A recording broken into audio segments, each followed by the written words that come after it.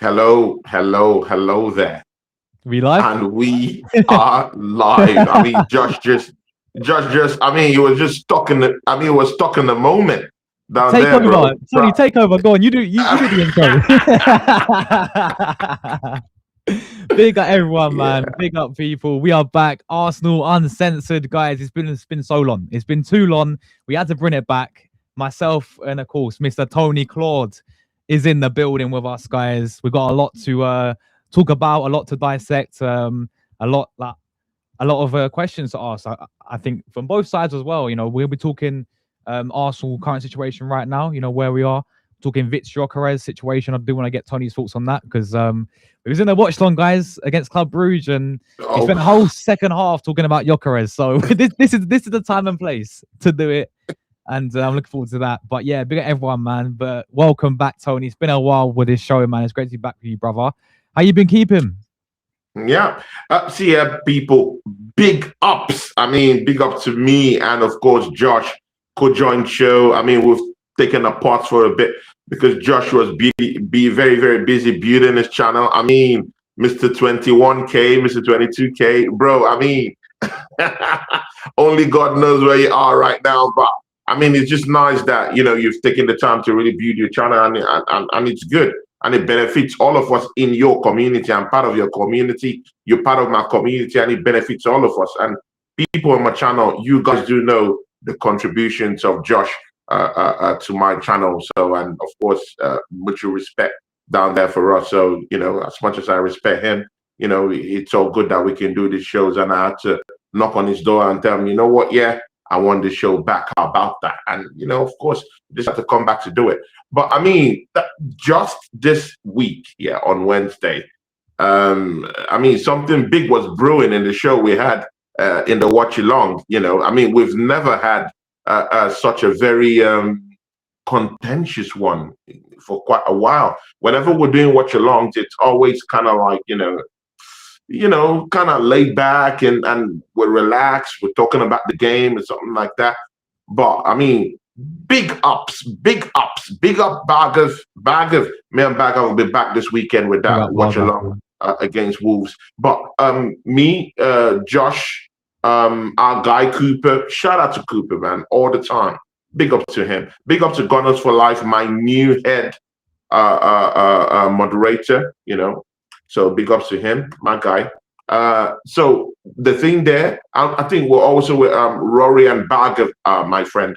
So I mean, contentious talk about Viktor Gyökeres, and we'll talk all about it, as we start up the show right now. And I mean, we have so many things to pick from, Josh. We have that Viktor Gyökeres matter to talk about. We can delve into David Raya's record right now. Clean sheets in the Champions, bro. I mean, these are big things we have to talk about.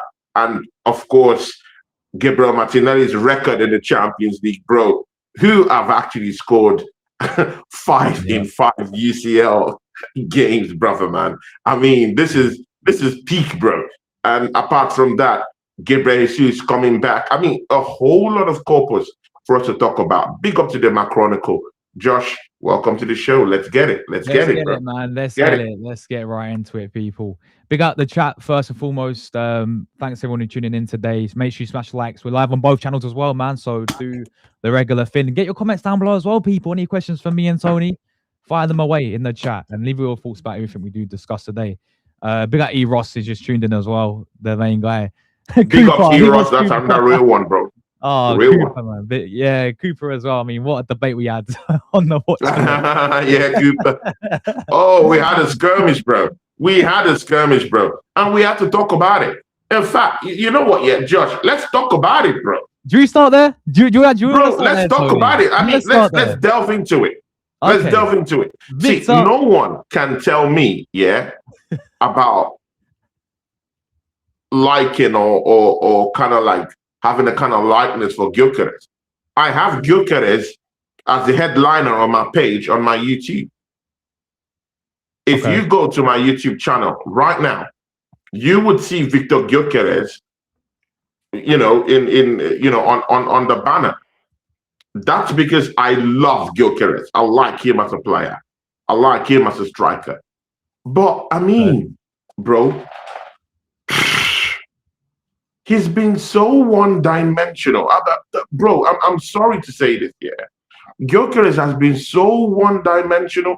I know we have to give him time. I know he's been going from injuries, coming back, and hasn't really gotten a preseason, with the team. I completely get that.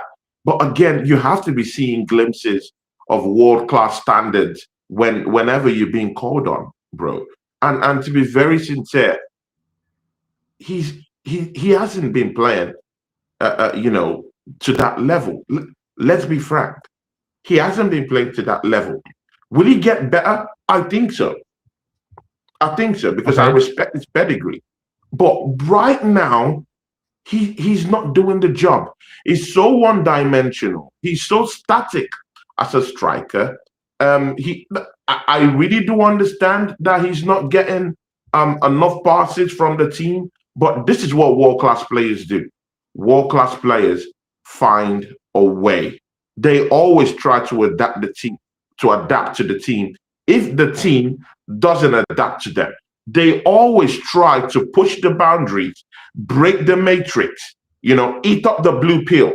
Yeah, people, yeah, fight the matrix actually, yeah, and get it going. I mean, you don't see that kind of excuse with Haaland saying, talking about passes, talking about he's not getting bro. Whether Haaland is getting passes or he's not getting passes, man knows how to make those runs, bro. It's all about the positioning.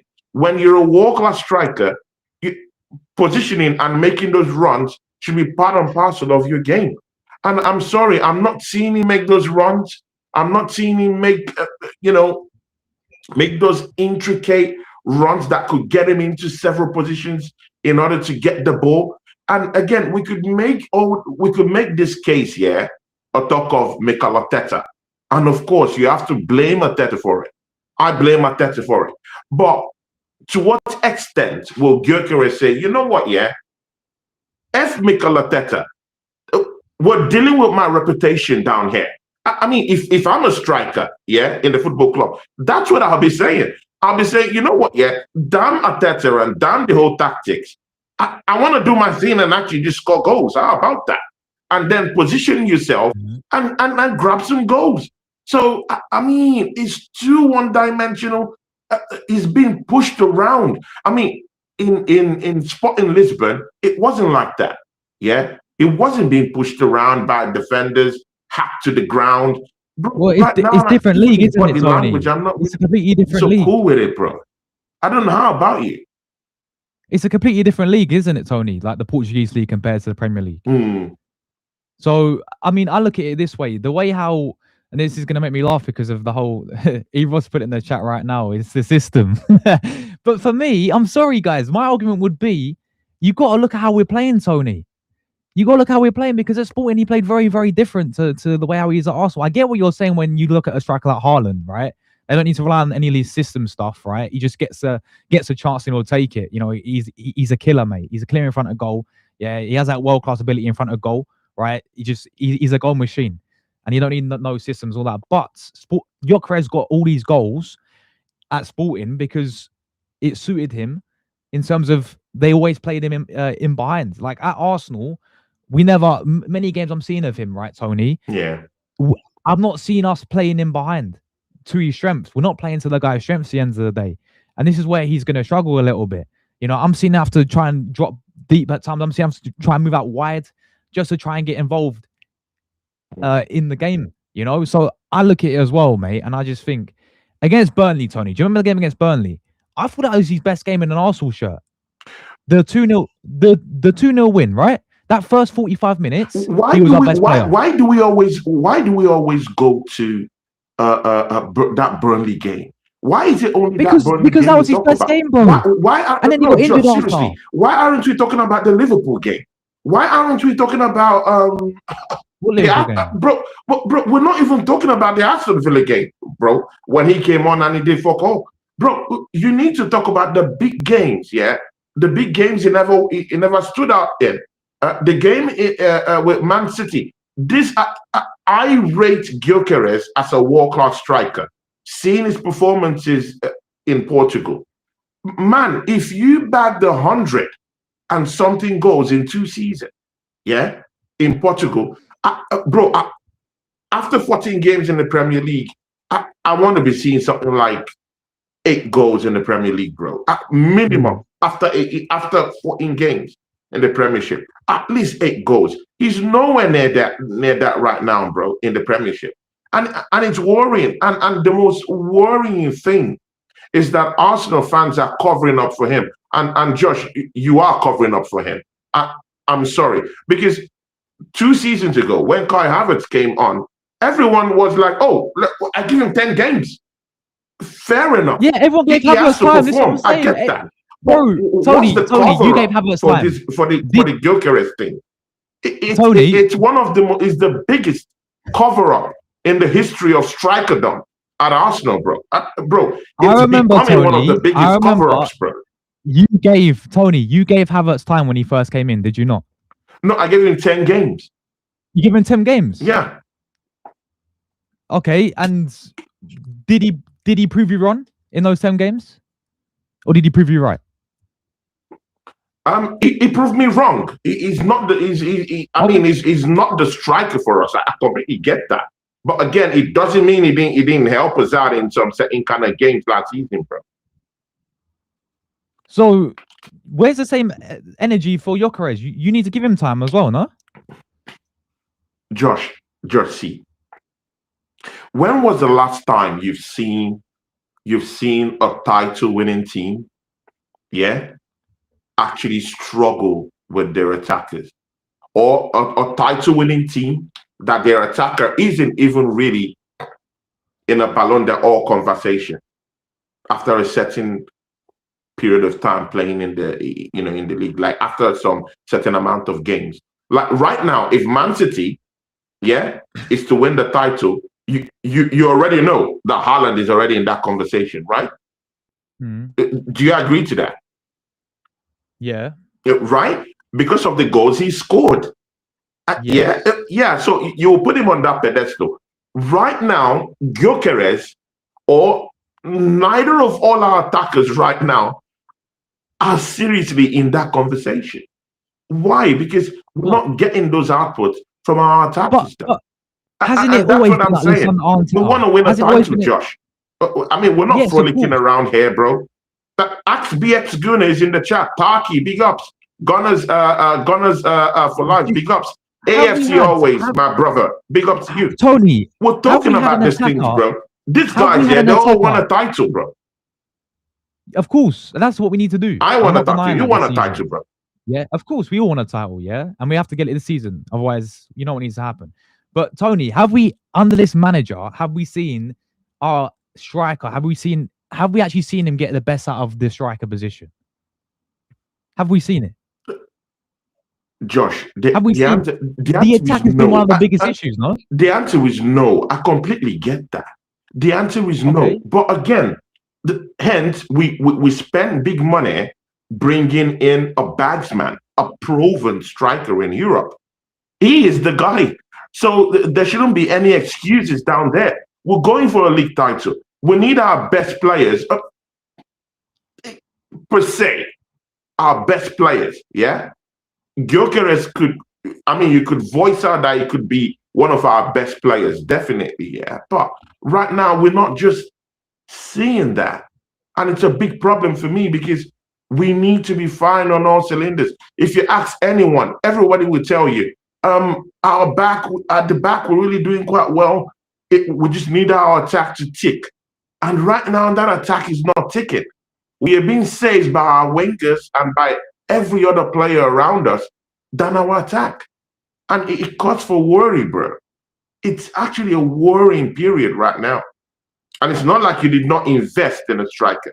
You did that business, but you're not getting the best.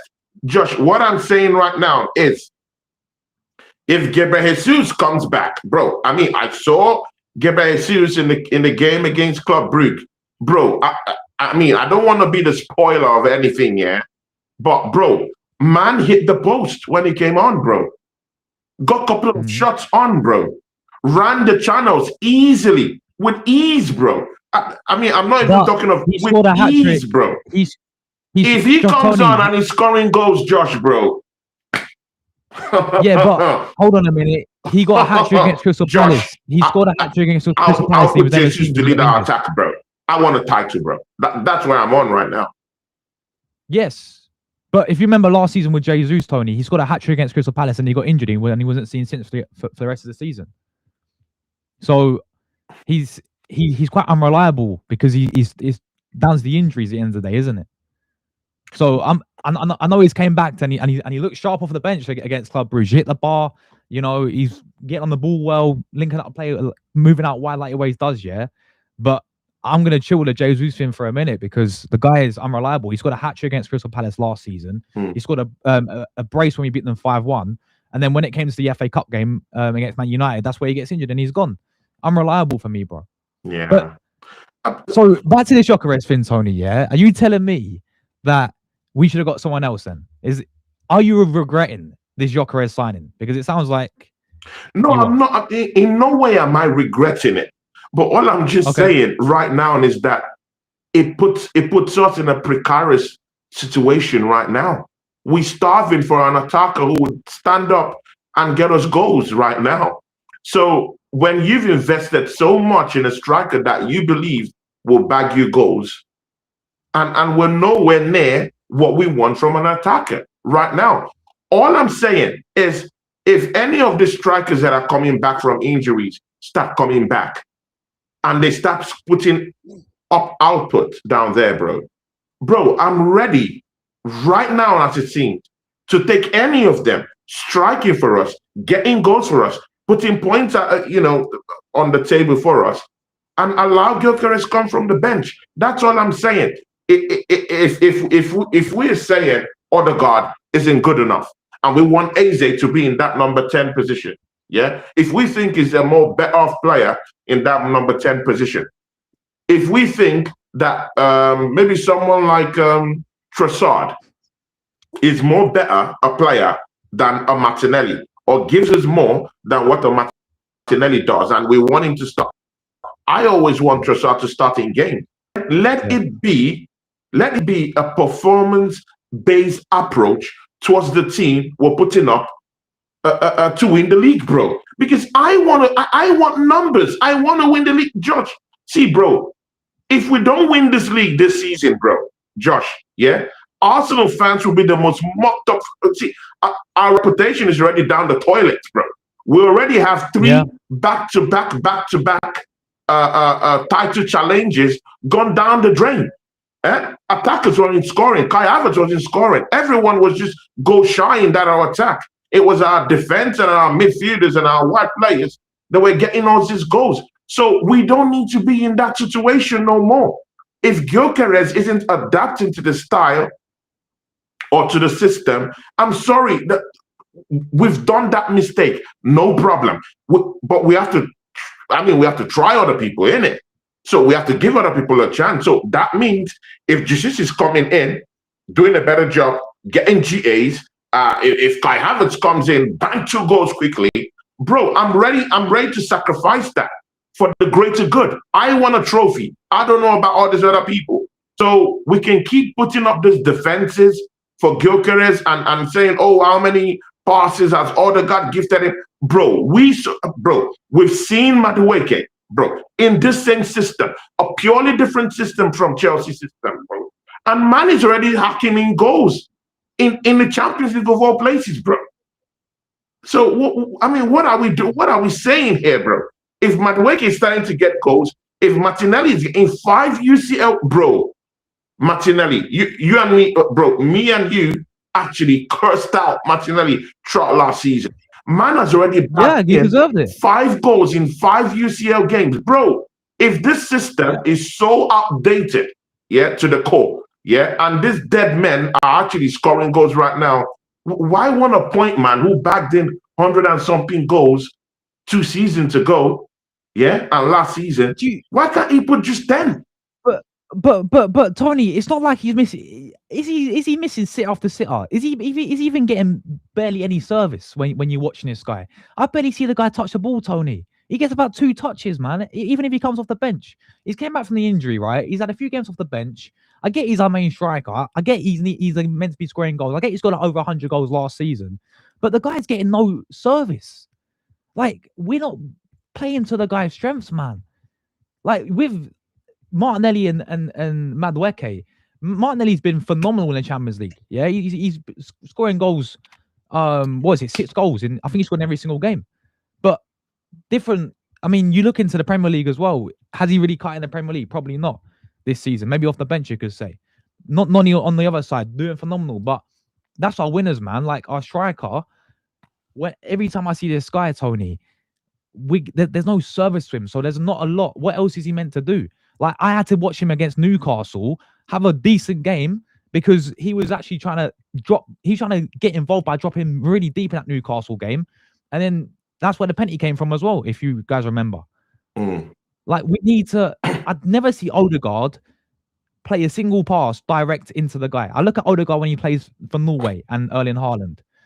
Yeah, and again, maybe that's the way how Odegaard's playing at Arsenal. But I look at Gyökeres, man, and I just think the guy. I get it, Tony. He's meant to come in being our main guy, right? I got his shirt for a reason. Number 14 as well. Big responsibility. This striker's gonna come in. Everyone's getting excited over it. A lot of hype around the guy's name. Me too. I like him too. Yeah, I like him. Yeah. I'm not trying to play common sense here. That's what I'm saying. Everyone in my chart, everyone in your chart is starving for a title. We are not going to use player favoritism or because I want this guy to succeed so bad. And then, we lose the title yet again.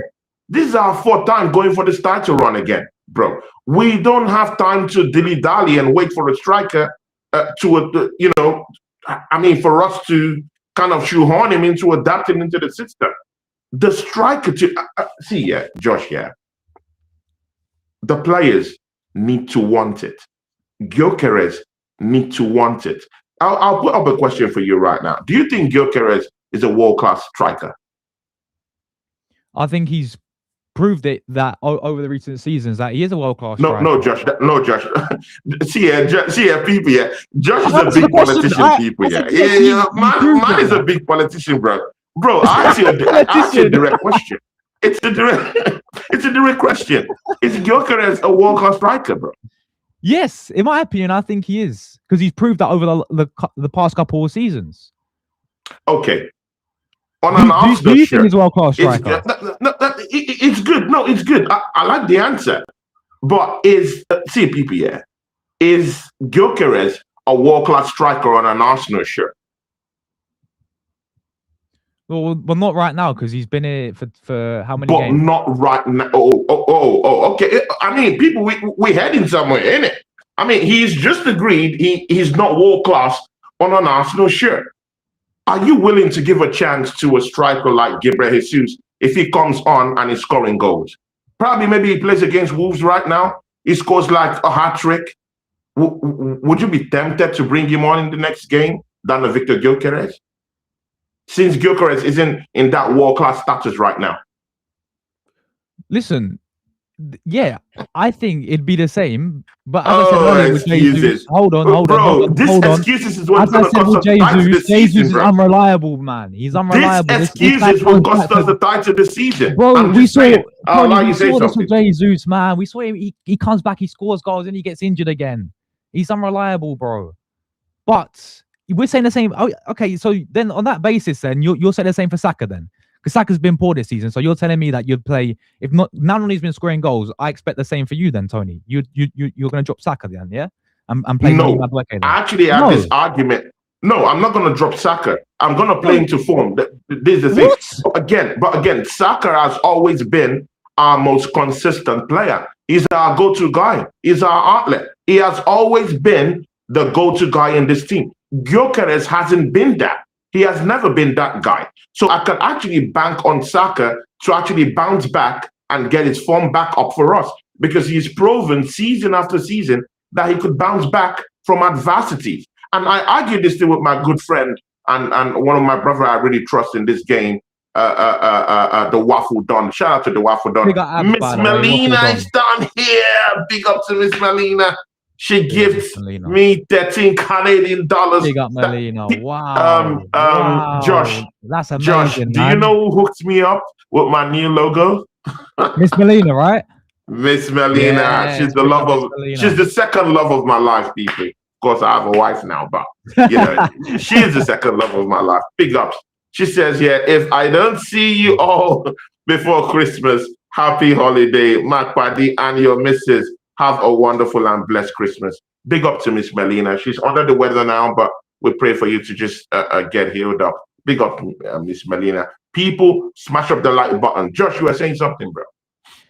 Yes. So you're telling me what you've just asked me there, yeah? You said if Jesus comes in scoring goals, would I drop him because Gyökeres is not in form?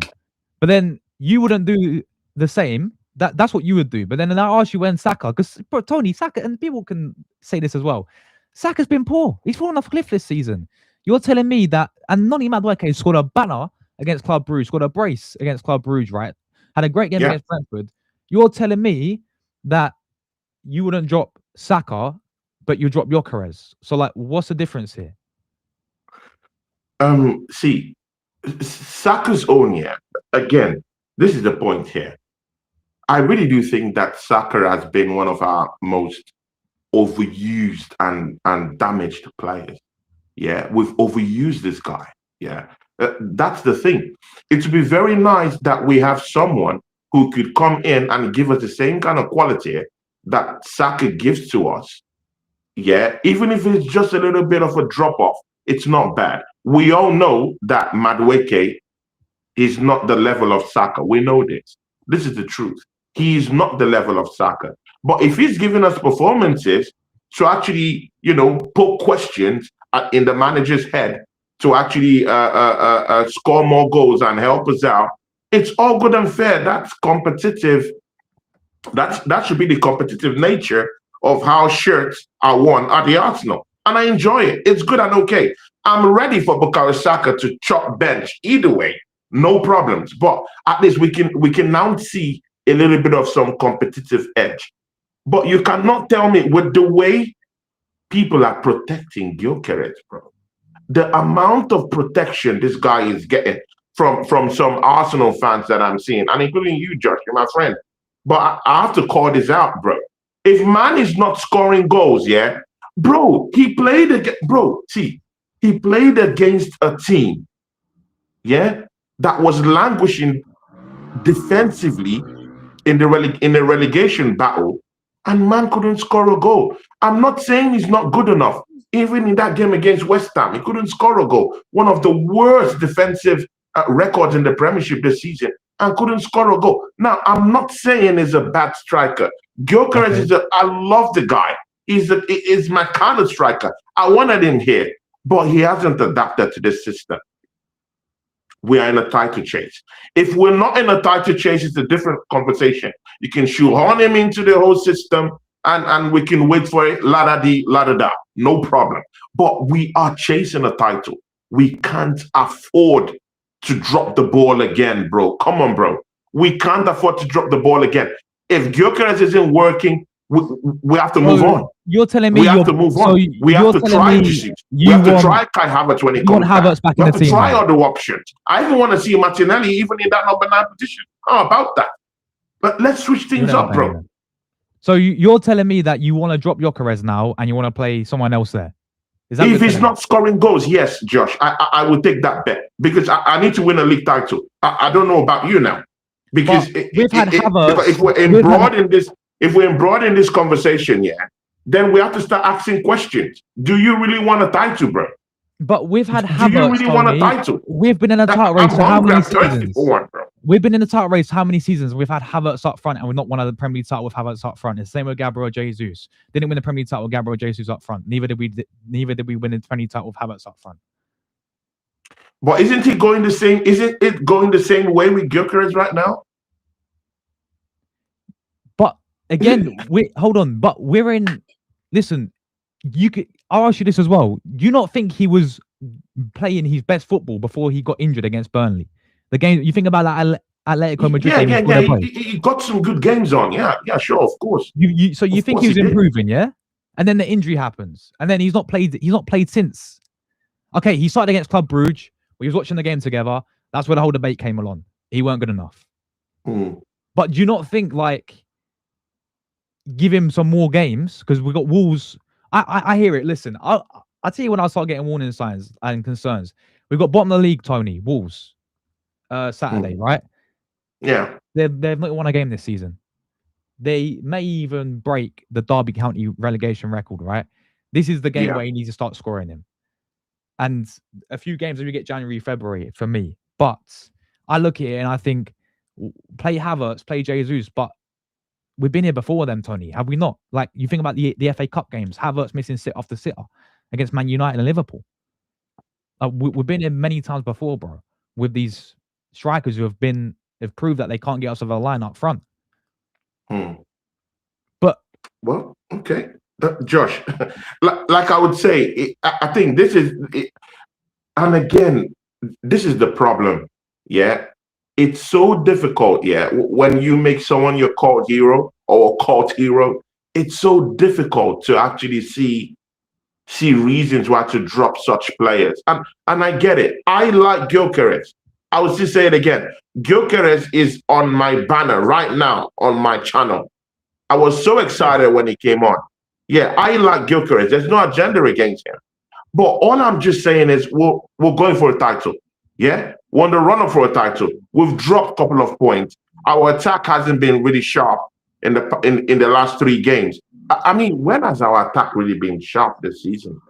I mean, it hasn't, mate. Even after when has it really been sharp though? It hasn't. Bro. It's been awful for being real with it. It's down the toilets, isn't it? So and guess who has been leading our attack? Since the start of the season, Viktor Gyökeres. I'm all up for the mixing up of things right now. And Saka as well. And Starboy Saka has also been leading our attack. Saka is not your striker; he's an outlet. Yeah, but he's still been. Yeah, he's an outlet. I'm talking of pure striker. What is your striker doing? Yeah, but what's Saka doing? What's Martinelli doing? What's Trossard doing? But again, why are you deflecting it? Bro, the moment you start deflecting this talk here, then it's pure favor. It's pure favoritism right now. Because you're pure agendas we're running right now. What? So why does Saka get a free pass? Questioning Saka right now. He's been one of our most. Who has been your highest goal scorer for about 3 seasons running, Josh? Let's argue this. Why does he get a free pass for this season then? No, he's not getting a free pass. I'm just saying we cannot just hold him right now because we know at the end of the season he might literally be the one that scores more goals this season for us. Even in Bukayo Saka's inconsistencies, he still finds a way to score goals. Same thing in the Champions League. Same thing against Brentford. When we needed that second goal, he's not on form all season. It comes up, he scores a goal. He's that kind of guy. And again, don't get it twisted. Bukayo Saka is still number 1 in Mikel Arteta's eyes down that right-hand side. Don't get it twisted. We can agree on that. He'll be number 1. Havertz will He'll be number 1. Yeah. Don't get that twisted with what Madueke is doing. But what Madueke is doing is good. Brings competition to the base. And I like that. Competition for places. But where's the competition for Gyökeres right now? And I want to see it. Because if you put all these players in a base where they could have healthy competition, then maybe we could just see something different in a season when we're going for the title. How about that? If we just sit down and say, oh, let's just force Gyökeres to actually just get his shooting boots on and adapt to this team, we'll be wasting precious time. We need an attack that would be very fierce right now, not tomorrow. Right now. That's why I'm advocating. Let's have a trial with Gabriel Jesus. Let's have a trial with Kai Havertz when he comes back. That's all I'm saying. Okay, if they score goals, I want to see them playing. Okay, because I want points on the table. So what if they don't start performing then? What if they don't score goals for you then? Then will you say? Then you switch it up back to Gyökeres. I'm shameless, bro. I'm shameless, bro. I know, I'm shameless. Just why are we saying this? But again, that was the same situation with Trossard and Martinelli anyway. Okay, wasn't it? Martinelli was always chosen. He was always chosen. He stank up the place. What were we saying? everyone was calling out Martinelli. No one in this chat wanted Martinelli to actually start games no more. But the manager kept placing that fate on Martinelli. Then what happened? Trossard got into form. They brought him on. He started scoring goals, started opening up spaces, started tearing up these low block teams, pandering into the spaces, attacking the spaces too, and finding a way to bail us out. And then Martinelli straight to the bench. It doesn't matter whether you like, and again, I like Martinelli as a person more than Trossard. I like Martinelli personally than a Trossard. But again, this favoritism has to stop. Yeah, for the greater good. We want to win a title. Yeah, we're going for the title. Yeah, and you need players probably that are informed or that can actually bail us out when we want them to. And right now, I don't think, bro, have you seen how he plays? I mean, let's forget the whole talk. Let's go into the nitty gritty. Let's go into tactics. Have you seen Gyökeres make serious runs this season? Do you see any confidence in him? His confidence is so low. He's a one-dimensional player. He's a traditional number 9. He doesn't make the kind of runs that Haaland makes. When I watch Haaland play in that Man City team, he makes certain runs. I'm not seeing those runs, bro, from Gyokeres. I'm not. And so one-dimensional. And players are hacking him off, bro. They're pushing him down. He's been hacked off in games. Yes, where is all that power? This is Premier League now. He needs to realize it's Premier League, Tony. It's a completely different level up and ball game to the Portuguese league. But at the same time, it goes back to the point we were saying. You got to look at Arteta's system, Tony. You got to look at how Arteta's using the guy. Surely, no? Can we at least agree on that? I'm not advocating that Gyökeres is a flop. I'm not saying this in any way. I'm just saying that there's urgency right now. We need to go for the title. And if Jesus is coming back and hitting, bro, did you see Jesus' performances against Club Brugge? That's all I ask for my striker, bro. Be proactive. At least, even if the system isn't working for you, get assists, bro. Gyökeres doesn't even have to score goals for me. Just get me the ace. Give me the assist. I'm okay. I compare assists to goals, but I'm not getting the assist. I'm not getting the goals. I'm not seeing runs that would make him look busy to me. I don't see confidence inspired from him. I don't see him make certain runs all the time. I don't see him trying to, with his body language, trying to adapt to the system. It's more of Arsenal fans saying Arteta has to adapt to a striker system. For crying out loud, you all know your manager is a proud guy. He doesn't want to be the one to adapt the system around you. He wants you to actually adapt to his system and play how he wants to play. You knew Mikel Arteta when you made that move. You said Arteta was the guy you wanted to play with in the first place. We paid big time money for you. You're a big time striker. You come into the place, the system isn't working for you. What do? You adapt to that system and you run with it. Look at Real Madrid. Kylian Mbappe came to a Real Madrid team. He tore shit up in PSG. He came to Real Madrid. The system wasn't adapting to him. What did he do? He adapted to the system. He broke down the matrix. He put the blue pill in his mouth. And bro, you can see where he is right now. At the start of the season, people were calling him a flop. Right now, he is adapted to that Real Madrid system, coupled with the new manager that has come around, and he's scoring goals. He's looking good, bro. Very important player for them. No, yeah, listen. So, I'm shameless. If Kai Havertz come on, bro, this is how shameless I am with this one. If Kai Havertz comes back, or if Jesus is now back in the Premiership, and man bags in 2-3 goals against Wolves, shamelessly, bro, I would say Jesus lead the line, bro. I want a title. Josh, how about you? Put yourself on the line, bro. You don't have to be a politician. Bro, this is a direct question to you. How about you now? Let's hear from you. If Jesus scores 2 goals or 3 or hat-trick against Wolves, yeah? What would you do in the next game, Josh? If he scored a hat-trick against Wolves, you're saying? Yeah. What I'd would you do start in him. the next game? And Gyökeres I doesn't think- score at all. I think he deserves to start the next game. Who? I think Jesus deserves. If he scores a hat trick, I think you deserve to start the next game. Same Ladies and same way gentlemen, I think Noni Josh wants Madueke. to win the trophy, bro. Same way I He think. wants a Premier League. But- That's why he'll give you no, that answer. But this is He but wants this is to the win the problem. league. But Of course, Tony, it's a no-brainer. but Tony, when I ask what's you, with the whole protection of Gyökeres? when I ask you, When you've just admitted that if Jesus comes on, yes, yeah, and he scores a hat trick, But- that you're going to utilize him in the next this is game. where Tony. Well, this is where the favoritism comes in for you as well, then, because you said I asked you this question: would Noni Madueke scored a brace at Club Brugge, right? He played a fantastic game against Brentford. I said, would you drop him for Saka? And you said no. Saka's got to start. Why? Saka's been poor, mate. So where's the same energy? I told you that Saka one is it's a different one, bro. The Southern Gunner is in my charts, bro. Big up to the Southern Gunner.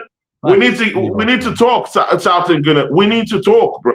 We need to talk. But right now, me and Josh are talking, and we're talking about this Gyökeres issue, yeah, because Southern Gunner, we need to win a title, yeah, and I don't want to be this kind of guy, yeah, that wants to be showing favoritism to certain players. Yeah, I like Gyökeres. I like him to lead our line. But right now, he's not really on speed right now.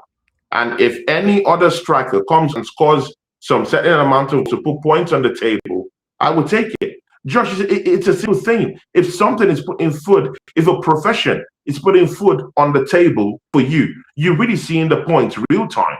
But if you have a second profession that's not really putting food on the table, what do?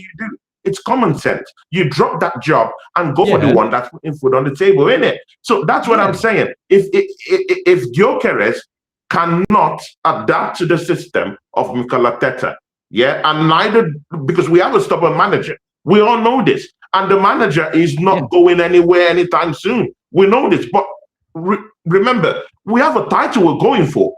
We're fighting to go for a title right now.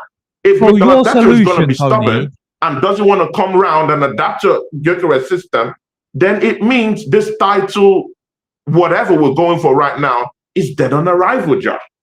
It's dead because Gyökeres won't do anything because the manager won't bulk. So we can all agree that the main problem is the manager, then. It has always been Arteta. The problem has always been Arteta. It's not Gyökeres per se. It has always been Arteta. But again, as fans, we can't be bickering about it's the manager, because right now, whether it's the manager or not, we've seen that it's fancied by Josh. It's fancied by Stan Kroenke. He's going nowhere. Mate. No, I'm not saying I want Havertz back. I'm saying I want any other option that what's the solution then? So what's the solution for you then? Yeah, so don't take what I said out of context, people. I'm just saying that if Jesus comes back, bro, and he gives us certain goals, bro, I'm ready for Gyökeres to start from the bench. That's all I'm saying. It's simple, bro. Anything that put points on the table, because I want to win. I don't know about you all, yeah, but I'm tired, bro.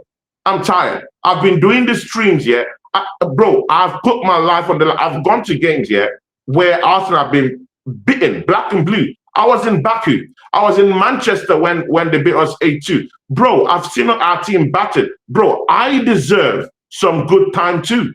I deserve some good feeling too, bro. So I want a title. I'm shameless right now. 3 back-to-back times we've gone for the title. Nothing to show for it. So right now, I'm not all up for any agendas right now. The agenda I want right now is for a striker to put the ball into the net. That's what I want. If Jesus is coming back and he's doing that, shamelessly, I'll say, you know what, yeah, Gyökeres, come from the bench until you build up towards getting your form back. That's all. That's all I want. If Kai Havertz scores the goals, bro, I want a title, bro. So your solution is for the Gyökeres. I just want to know this. So what you're saying is you want him, if he doesn't score, which is fair, you want to drop him. Yes. And you want to play Havertz. Yeah. No, I want to play Jesus and then Jesus and then Havertz. So if Jesus doesn't perform as well, then Yeah, we have Jesus, him. yeah. And then if he doesn't perform, then Gyökeres gets back in the team. Is this what you're saying? Yeah, but let's alternate between them. That's all I'm saying. Let's alternate between them. Let it don't just be like Gyokeres, just stay there, don't score goals, just stay there, bro. It doesn't work, bro. It doesn't work like that. You have to pick systems. And again, you and me can also recognize the fact that Jesus is a completely different striker than Gyokeres. You know this. Positionally, awareness, you know that. Yeah, Jesus will run the channels for you effectively, bro. He's playing in the system. He knows what to do in the system, bro. So if he's getting the goals, my best bet is him right now than someone who's not scoring me goals or someone who would take more time to actually just, get even with the system, But again, it is what it is, do you bro. think this? So you talk about a league title on the line, yeah? Do you think this has been the main problem for you this season? Then, is you look into our striker, or do you look elsewhere, Tony? See, yeah, of course, we can blame the manager all we want, but it's going nowhere now. We can't sack the manager, innit? Right now, right? We as fans can't sack him, and we as fans actually won the title. So that's the dilemma we're in. But in as much as he wants to use a striker right now, he has to use the one that is at least scoring us goals. So I recognize the problem is Mikel Arteta, but because we're going for this title right now, we have a chance right now. So why don't we just use anything that can help us out? And that's a problem. Let's use anything that can help us out. If Jesus is the one to help us out, good. If Kai Havertz come in and score some goals, then let's see. Let it be on a switch time. One striker player the first half. If he doesn't get anything, hack off in the 60th minute, bring off the other one. There should be that rotation. And again, this calls the question about Mikel Arteta's rotational policy. But surely, as a manager, you need to be able to adapt your system to suit Gyökeres, no? But we know Mikel Arteta won't do that, though. No, Arteta won't do that, though, and that's the real problem, bro. Arteta is not gonna tweak his system for no human being. He's not gonna do it for any man. He's gonna do it for himself. He's that kind of manager, bro. And we've seen evidence. Do you even think that he even wanted Gyökeres before the summer window? Because I don't think he wanted Gyökeres. I think it's more. No, what that Gyökeres? No, not you, Arteta. I'm thinking. Oh, okay. Of course he didn't want him. And again, we're now back. Josh, that's the big point now. And then we are now back to square one. Now we're now back to square one, which is he wasn't really the striker he wanted, bro. And we're now back to that situation now. So now that's the problem we find ourselves. So I don't know, bro. I don't know. It's the manager, but again, we have a title to win. So I can't wait for anyone. I don't have any favoritism when it comes to winning the title. So I mean, let's switch up. Let's use other systems. Let's see what can happen. Even if Martinelli can walk his way through getting that number 9 slot, I don't care. I don't mind. If he's scoring goals, I don't care at this point. But the thing that I'm seeing is that many Arsenal fans are just, yes, we understand it's Arteta's problem, but the way Gyökeres has been backed up, for me, it's a little bit hypocritical, bro. Very, very hypocritical. If you want competition for places, you will put up your number 9 for bigger competition. And aren't you doing the same for Saka, Tony? Yeah. Aren't you doing the same for Saka? Aren't you back? Yeah, I mean the same for Saka. But again, Saka comes with a difference because he has always been a highest goal scorer, though. Gyökeres hasn't.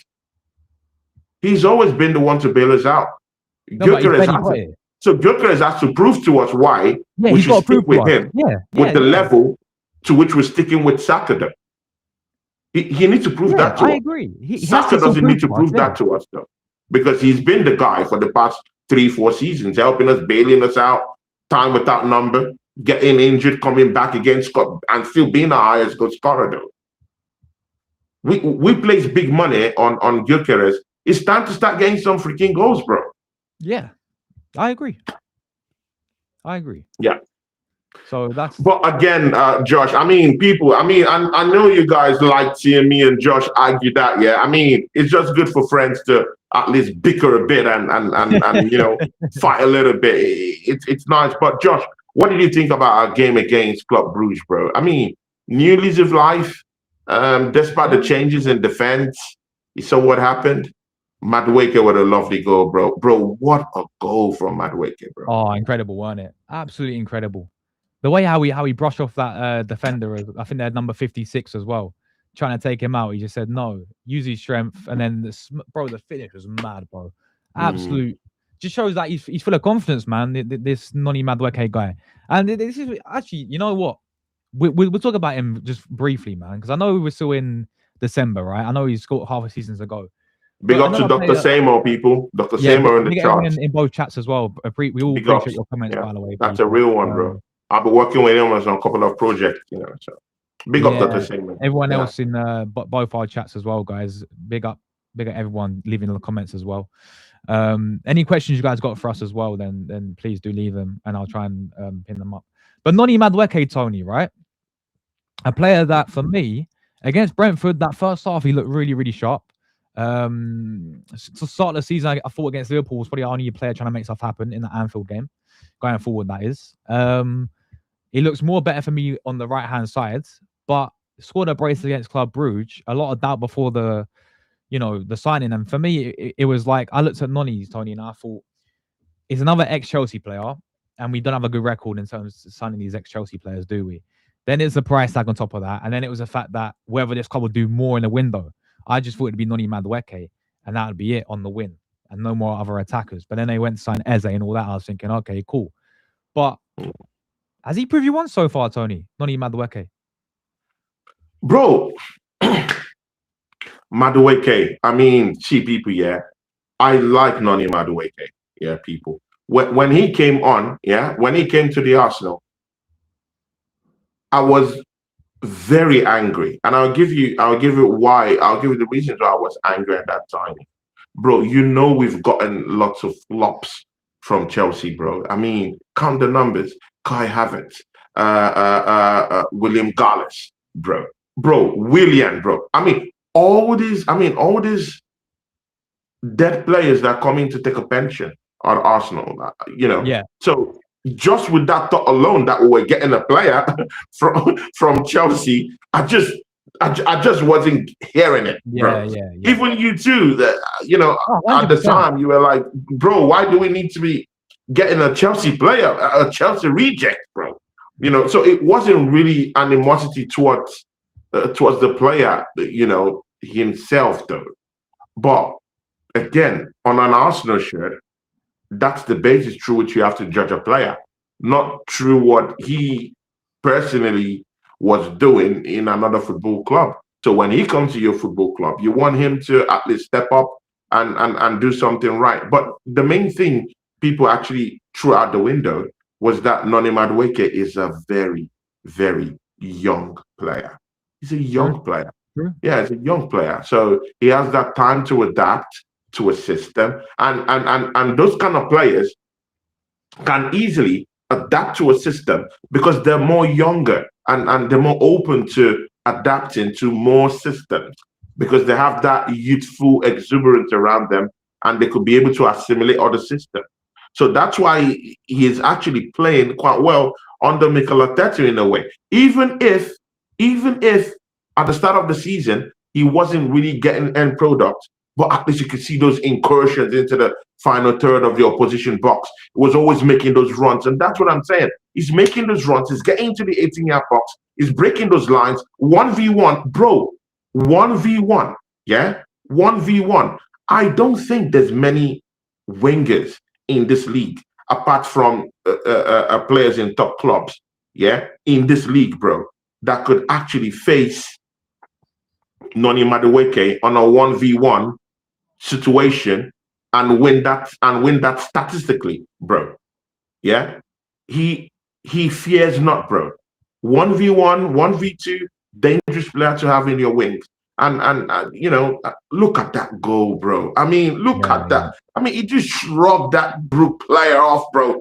I mean, bro. Bro, I thought Arteta never wanted players to shoot. Bro, I mean, people, I mean, I've seen lots of, evidence out there that, Arteta doesn't want this player to shoot, bro.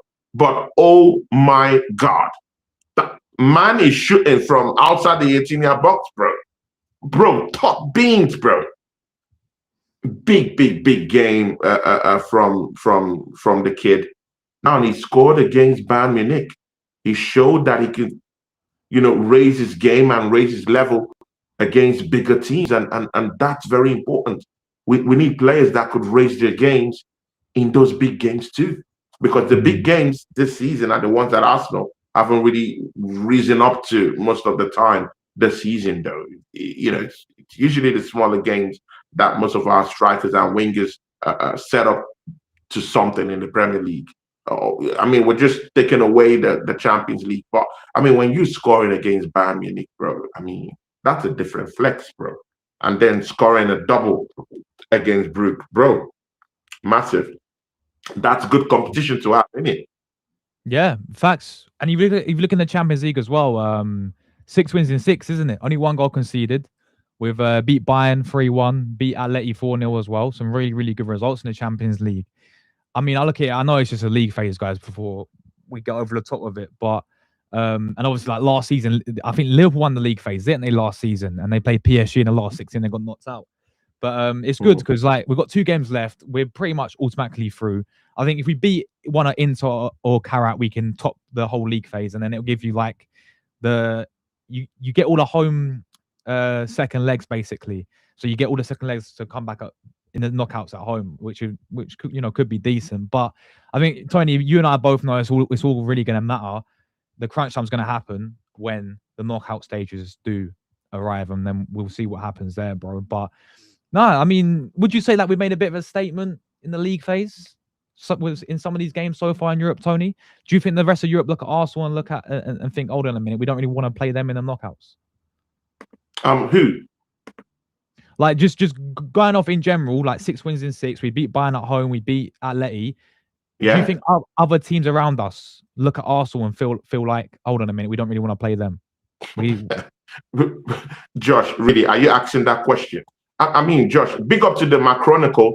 The Macronicle, I never knew you were not a moderator on my channel. I thought you were a moderator. I've just made you a moderator on my channel, bro. Big up to you, bro. It's nice to see you on my channel again, bro. Good vibes with you all the time, bro. Josh, you know the feelings I have about the teams in Europe. You already know what I think about these teams in Europe. Arsenal is gonna smash up any of these teams in Europe on our day. We'll smash up any of these teams, bro. Provided we have our back 4 intact. That's what I'm talking about. We have our Saliba, we have our Gabriel Magalhaes. Bro, we are the scariest team in Europe. And again, we're topping that league table, that Champions League table for a reason, bro. We're good in Europe, bro. I have no problems with teams in Europe. And that's why I'm really, really looking at Champions League as even the more viable way we might actually win a trophy this season, bro. Because I look at this. I look at this European teams, with Scon, bro. Bro, these are clowns, bro. They're all pranksters, bro. Look at Real Madrid, bro. Let's not even act tough, yeah? Just look at Real Madrid being smacked up by Manchester City, bro. Look at what we did to Atletico Madrid. 4 or 5 seasons ago, Arsenal don't do what we did to Atletico Madrid. We don't do that. There's a drop-off in European football. Arsenal is in a firm position to actually win something in Europe. I believe it. And that because of the big drop-off they have in Europe. We have a chance down there. Mikel Arteta, don't shit your pants, yeah? Don't shit your pants in this one. We have a big chance to win that European trophy. I'm even more, you know what, Josh, I'm even more skeptical about us winning the league title than us in comparison in winning the Champions League. I don't think there's any team that will look at the Arsenal right now in Europe, right now, and say, this is not a scary team to play against. Yeah, I mean, I think. Josh, you're thinking. I'm thinking. I need to Josh, think about this. Josh, we brushed aside Bayern Munich. You shouldn't be thinking, bro. Yes, that's the best team in Europe, bro. What happens we brushed them aside, bro? I'm thinking when it gets to the semi-finals, quarter-finals, when the knockouts, this knockout, and then we play with who? And then we play with who? That's gonna strike fear to us. Okay, we play with who? Okay, then we have Saliba, Gabriel back, and all that. I get what you're saying, and then we have our back four back, and then we have all the injuries back, and then. So who is gonna strike fear to us in Europe? No, I'm just saying. Look what happened last season. Like we done Real Madrid 3-0. We won 2-1, and then when we played PSG, we mess it up like we always do when the pressure's really on, Tony. But I hear you. But again, bro, look at the clowns we had in our team, bro. Let's start from there, bro. Havertz, a clown, bro. Hold on. He's we had lots of clowns in our team, bro. Let's not act like that, bro. We had lots of clowns in this team, bro. Bro, when Magalhaes was getting injured, we're bringing another clown in Kivio. He's a decent player, but that's another clown. We can't use these clowns and win the league and win this competition. But right now, we have credible players who are down here, bro. And you know it's the truth. We can't use these clowns and win the title, bro. You can't do that. Kai Havertz was leading our line, bro. So I mean, right now we have a different dimensions through which you could score goals and win.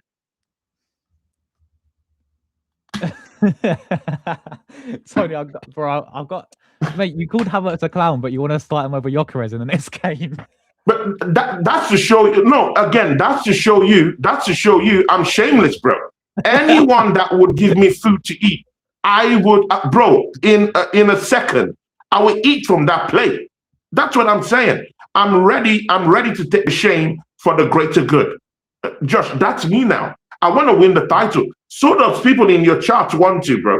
No one in your chart will sit down there and say, hey, I don't want to win the title. Just allow Gyökeres not to score goals. No one will do that. No one is as foolish as that. When you're challenging for the title, bro, see, you know what, yeah? If we don't win this title, this is the fourth time we're going for the title. If we don't win it this season, bro, Arsenal fans won't talk anywhere in streams no more. I bet you. Bro, we're one of the most hated fan bases, yeah, in the world right now. Arsenal, bro, don't be surprised. People won't even watch soccer no more after this season, bro. I'm serious. Arsenal fans will drop off. So people might think, it's all good. Subscribers are coming right now. Everything is looking good. It's okay. Don't win this title this season. And then next season, let's see who will come to the shows. Because people will be will be distraught. There'll be no more belief in the football club at all, totally. It will be down the gutters. No one will believe anything no more, bro. So what's the need of watching football, bro?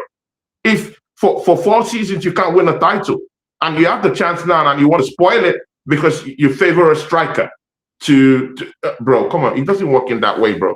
Give everyone a chance and let's see who put 3 points on the table for us. That's all I would say. Listen, I get at home, and we've proved it this season as well. I think at home, we can do anyone, Tony, in the Champions League.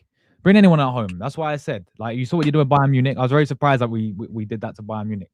The 3-1 win and all that. Right? At Atletico, Simeone's Atletico Madrid, 4-0, destroyed them. At home, Real Madrid last season, all that, yeah. I think we do anyone. But the point is, when it really matters, Tony, is the semi-finals, these pressure moments when something's on the line. Yes, we've got a really good squad. I look at the squad and I think it can go really far. But have we got the mentality, Tony, to get us over the line? Have we got the mentality in these semi-finals? We've got to go away to PSG. We've got to go away to, I don't know, go to Allianz Arena and play Bayern again, or go to Barcelona. Like, have we got the mentality when it really matters, when the pressure's really on? And that's the thing, and that's why I want the manager out. That's why I want the manager out. But again, I still believe that we have a team to win. There's a clear difference between that. It's not like I believe in the manager, but I believe in the squad and what Arteta has done for the team right now. We're in a more better place than we were last season, bro. Bro, even the king of the dark side yeah, the other day, I'm talking of Lee Gunner, our friend, my friend actually, Lee Gunner, yeah, bro. I call him the king of the dark side for a reason, bro. Man was having an argument with Jimmy the other day, the Chelsea fan. You Yeah, know, Jimmy, yeah, yeah, with a Chelsea fan, was having that clash with him, and even Lee Gunner admitted to the fact that Arsenal have a squad that could actually win the title, bro. we do. Bro, it doesn't get darker than that, bro. Yeah, I'm talking about Lee Gunner saying that. Yeah, so it doesn't get darker than that. So I don't care what any other person in the dark side says. If Lee Gunner says that, hey, we have a squad to win the title, I believe it, bro. Even from him, I believe it. So it's just the manager, and we all know it. That's the manager that is really the bigger problem. But if we have the squad to actually bail us out, then let's use that squad and try and see what we can get. That's all I would say. And let's rotate evenly without favoritism. If Gyökeres isn't doing well, hack him off, bring in another player who could do something and give us goals. Points on the table. We need those points. Crunch time this season, we need those points. ASAP. And again, the Champions League, viable way for us to win a trade this season, bro. Very, very viable way. Okay. I don't see any other team posing a trouble for us. Even PSG, bro. Even PSG. Bro, didn't you see what Tottenham did to them, bro? They conceded 3 goals against Tottenham. That was a team we smacked up like 4-0. They've been the same as they've not been the same as it was last year. But on the flip side of that, Tony, do you not remember they was playing like this last year in the Champions League? Like they had to play the playoff game. They was actually very close to getting knocked out last season in the play. Do you remember they had one game they had to win, otherwise they would have been knocked out. And then I think they played their fellow rivals or fellow French team Brest in the round of 32, and then Liverpool happened, and then they went on to do that crazy run. So maybe PSG haven't clicked this season, and I also think they got rid of Donna as well, which I think was still silly, by the way. So I hear you. I don't think they're the same PSG, but let's wait and see if we have to play them again and what will happen there. But Tony, bro, let's move to next for Arsenal back in Premier League action. Yeah. Of course, it's got to be a bounce back, man. Must-win game against Wolves. Man City 2 behind us now. Villa 3 behind us. We've got Wolves bottom of the league, bro. 2 draws. They've picked up 2 points the whole season, right? Man United, I think, beat them 4-1, didn't they? Man United scored 4 past these lot. Like, Tony, what you like? Come on, I mean, what are we doing here, man? Like, what's gonna happen, bro? See, people, I mean, Josh was just talking tough about Viktor Gyökeres, but now he admits that we have to win this one, bro. I mean, bro, see, it doesn't get political than this, bro. I mean, this is it. He knows we have to win. There is no excuse like, he has to adapt. No, Josh isn't going to be doing that. He's going to be smashing the walls and ripping the shirts out of the walls if we don't win, if we don't come up with the goals against Wolves. And that's what I'm talking about. We have to win, bro. We have to pummel them at this point. There's no excuses. We have to beat them up. And again, I think we'll be Man City plays on Sunday, right? Yeah, against Palace. Bro.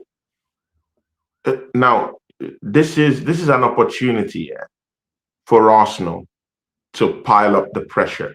Put them under pressure. Oh, I mean, most of the time, City have always been the ones playing before Arsenal. So when they win, they get 3 points. They put that extra bit of pressure on Arsenal for Arsenal to go and win that game. And sometimes I don't really trust this football club when it comes to dealing with pressure. Under pressure, we are not a very trustable club. So for once, let's get this game on first before that Man City game, which is a very, very big game anyway on Sunday against Crystal Palace, a team that naturally actually have taken points away from City, So we have to use. And again, I think it's an away game to Crystal Palace. Yeah. It's an away game. So, they come to London. Yeah, City don't do quite well with London teams, innit? I mean, even the London teams they played this season, I mean, they've actually struggled. They played against Fulham. Fulham mounted a comeback, That game ended 3-2, The other London team they played with was Arsenal. They drew 1-1. I mean, Pep Guardiola went into serious panic mode, innit? and now another London team. They don't deal well with that London pressure in it. So again, let's just win. Let's just win this game against Wolves. Easy game. Wolves bottom of the league. I mean, there used to be something you've been saying for the past 2 weeks that this Wolves team is actually worse than this Derby County. Yeah, Yeah, you've been saying that for a couple of weeks now, and it's true. Horrible side, bro. You know, we have to be. I mean, someone in the chat, Roth, is saying 7 mil, bro. I mean, people, clock it, bro. Clock it. If Roth is saying we're gonna win 7-0, who are my people? Who are mine? You know what? Yeah, see, Josh, we need to be smacking these people up. I don't know about you. There's no questions about tactical approach. We just need to just smack them up. Any which way, by hook or by crook. If Man United is actually doing them dirty like that, you know, away from home, I mean, the team at the summit of the Premier League should be doing more better than Manchester United, isn't it? You know, so we should be better. But how about you? What do you think? I mean, again, it's not that I don't think you would say we're going to win. I know you're going to say we're going to win. But how do we approach that window? That's what I want to know from you. In terms of players, lineups, what do you think about the rotational policy? What do you want to see? And how do you want to see us win this game? I think we will go there, Emirates Stadium, under the lights, Tony, bottom of the league, as we just rightly pointed out. They've got a championship quality squad. Simple as that, really, man. Like, they've hired they've got Rob Edwards, right? If you remember him, Tony, he was a Luton Town manager in the Premier League. You know, he tried to do his thing, but it didn't work. They got relegated, bro. I see the same for Wolves, bro. They are awful. We have to be going there, winning this game. You know, score some goals as well, bro. Score some goals as well. Get some goals in. All right, clean sheet. Come out there, 3 points, and, you know, we move to the next game. But I look at it and I think, like, we know what Wolves are going to try and do, Tony. Like, what most teams comes to the Emirates and do. They're low block it, but it won't work for them, Tony. It won't work for them. And we will break them down eventually and we'll score a few goals. But I think he could see a few rotated players in there, you know. I still think he'll look at him and maybe rotate a little bit. Like, I think he got Rare in goal. I think Saliba still seems to be a bit doubtful for the game, doesn't he, once again? So he may go Ben White again in there, or Julian Timber. I don't think he's going to do what he did against Bruce, Tony. I mean, can we play... Can big up Dr. Samo, big ups. Can we afford to play Norgard at centre-back again for this game, Tony? But again, see, Josh, I think I'll go with that. You got Norgard at centre-back again? Yes, because I don't want to see Julian Timber play there. But Julian Timber was injured, bro. You know, that guy has been stretched to the limit already this season, bro. If we lose Julian Timber, bro, it's over. It's over. I would like to see him down there than to risk us shooting muffin shots on Timber to come in and play centre back for us. Bro, not again. Yeah, I mean, you remember last season, at the tail end of last season, what Julian Timber said. He said he played for this football club injured, bro. You played an injury. That's what he said. They were shooting this guy muffin shots to ease the pain for him to play, and he damaged his. You know, it was damaged throughout the whole summer, bro. So we don't have to do this, Josh. Again, the manager putting us into this horrible situations again. The best right back in the league, turning him into a centre back again. Making him run up, bro. Even that game where we actually used Timber in centre back. I mean, it was all over the place against Aston Villa. It's been a long time he's played in that position, bro. We can't afford to risk the fitness levels of our players again, bro. I don't know about you, bro. What do you? No, I hear it. No, yeah. I definitely, bro. Like. We can't risk it, man. Who would you start up front then, Tony? That's the golden question. Who? Up Who's front? up front? Yeah, Gyökeres, Marino, Jesus. Bro, without even thinking, you know what, yeah? So that it would, okay, this is what is going to happen. Yeah, Josh. This is the ideal way I want it to go. Oh, Yeah, go Josh, ahead. yeah. The Just ideal just way. lean into this imagination. Lean into it. Lean into it. Big up Bagger, big up Waffle Don. Yeah, people. Big up to E Ross. Thank you, bro. AFC, big ups. See, yeah. I want Gyökeres to start. I want Gyökeres to start. You know why? So he can score a hat You know trick. why I want him to start? This is the reason why I want him to start. Wolves have conceded 33 goals this season, bro. This is the worst team, bro. It doesn't get better than this, bro. This is the worst team in the league, bro. Yeah? Yes. 33 goals conceded already is the worst. If Gyökeres isn't scoring against the worst of the worst teams, bro, then you know you have to start having conversations. People, yeah, it doesn't matter if Gyökeres is your favorite player. It doesn't matter whether you have an agenda, whether you like Kai Havertz, whether you like Gyökeres, or whether you love Gyökeres. It's not a question about that. If Gyökeres doesn't score against Wolves, the worst team in the league, bro, that have considered 33 goals this season, bro, after the second half clicks open, bro, I want to see Gyökeres get in there. Yeah. And I want it to be as clear and as fair as possible. I want to be as fair. Let's watch his runs. Let's, for one, see the runs he makes. Let's see how he tries to adapt to the system. Because Arteta is not going to adapt around you. So let's see how he adapts to that system. Let's see how he makes those runs. Let's see if Wolves defenders would actually hack him down. Because in a couple of games now, I've been seeing, all these defenders have their way. Pushing him away. Bro, you're big, you're strong. Where is all that power, bro? Use it, bro. You don't have to be so stiff. You don't have to be so static. Move around, make those runs, get into the ball, hog the touchline, bro. Bro, if no one is getting the passes to you, hog the touchline, hog it, because those chances will come. That's what happened to Madueke in that second goal. He didn't wait and say, Zubimendi, pass the ball to me. No, he didn't wait for the pass. He didn't wait for the adaptation. He's already hogging the post. He's there. As a world-class striker, you need to open up patterns, make those runs. Haaland, the world-class striker, does that. Lewandowski is not Lewandowski is not the fastest striker out there, bro. He's not the fastest, he's not the strongest kind of guy out there. But man just knows how to pattern himself, position himself. He makes those runs and he scores those goals.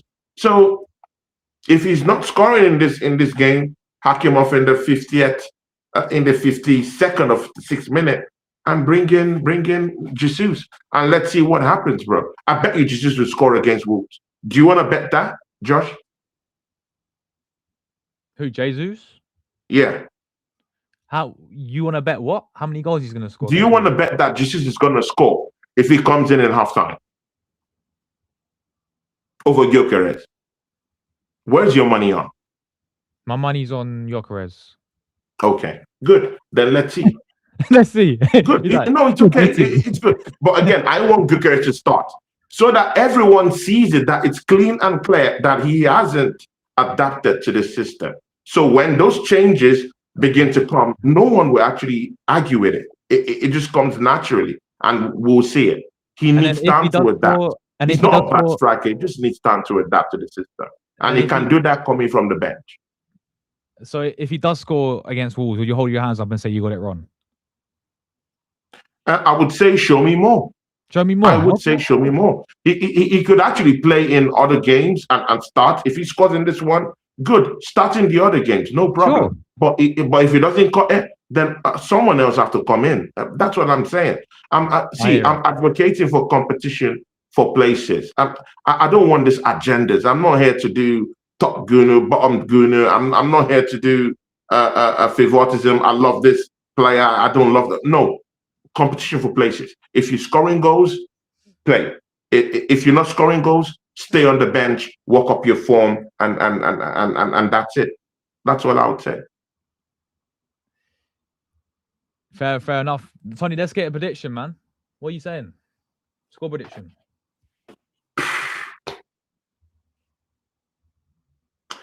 Bro, can you remember the Wolves game we played at one time where a Wolves player was actually, where they came up with dirty tactics against us, bro? You remember that game? Yes, I think so. Yes. Yeah. What did that game end up with? Where they were just, matching up Kai Havertz. Someone held him on the throat. Was it last season? Who held Gyökeres? Who held Kai Havertz on the throat, bro? You remember that? Yeah. Mosquera, right? Mosquera. We beat them 2-0 last season. Yeah. Okay. Was that the game? Yeah. 2-0. Havertz scored in the game. Funny enough. Yeah. They made it tough for us, though. But again, I'll just go with a decent 3-1 win. 3-1. I think we'll get the win, but I think to be 3-1. And for some reason, I see Wolves stinking up the place against us, bro. Yeah, that's what they're gonna do. I see them frustrating us. I don't know about you. What do you think? That's what they're gonna do. They're gonna sit back and low block it, Tony. Put everyone behind the ball. And yeah, they're gonna try and make it frustrating for Arsenal. They're gonna be aggressive. I don't know if that Mosquera guy is still playing for them. The one who, as Tony said, grabbed Havertz by the throat, and then he also. Do you remember he also tried to, Hold on. Do you remember when he tried to touch up Jesus as well in that same game? Yeah. Oh my, oh God, bro. Yeah. Bro, you saw that one, right? Bro, that was almost rape, bro. I consider things like that sexual assault, bro. You remember what he did? Do you remember what he did? Yeah, is that who Mosquera to the Jesus? Right? To Gyökeres? Do you remember what he did? Bro, he grabbed him by the arse, Tony. Okay. Good. These are the things we have to deal with, bro.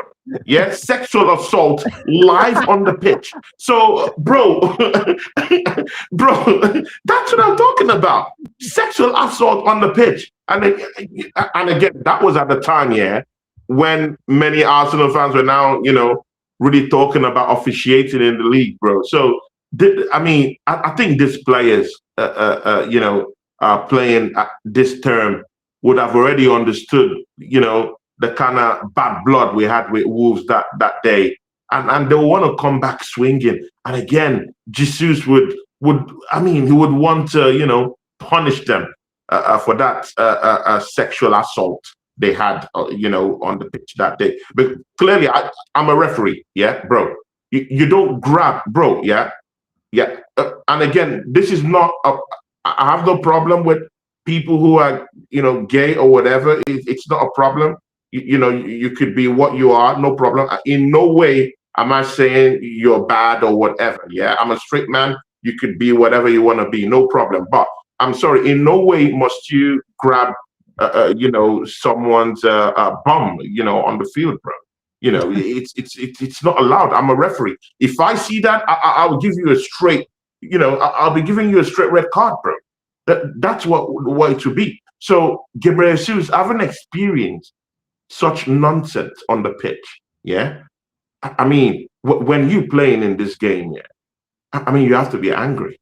You have to be angry, and that's why I advocate for him to come to this game, because imaginations of what happened, flashbacks of what happened to him in that game against Wolves almost a year ago, will come ringing in, and could just fire him up, and might just want to blitz them on the day. So I don't get how he didn't even get a red card that game, did he, for doing that? Bro, no cards, bro. No cards were given. Even that Mosquera incident, bro, where they held Kai Havertz on the throat, bro, no cards, bro. No single card. It just went just like that, bro. Crazy. But Josh, you had a pop at Bukayo Saka. Yeah, and again, I felt that was a healthy conversation. But what would you like to see in this matchup? Noni you know. Madueke on the right. Straight up. Noni Madueke on the right. Saka for me on the bench. Josh, seriously? Yeah, Are you seriously. serious, bro? I'm serious. Bro, why is Oh that my days. surprising, man? Noni No, Madueke is going to be cooking. no. I'm Are you serious, bro? serious. On the Bro, right. so are you now turning on Saka, bro? I mean, where is the loyalty, bro? I mean, man has been Tony, we're playing again. bottom of the I league. understand you. I'm not saying you're not correct. You're correct, Okay. and I get that. He's not on form. I get it. But again, Saka, we've always known that Saka is that kind of guy that could get into gear even in his inconsistencies. It is that kind of guy that you have to play into form, though.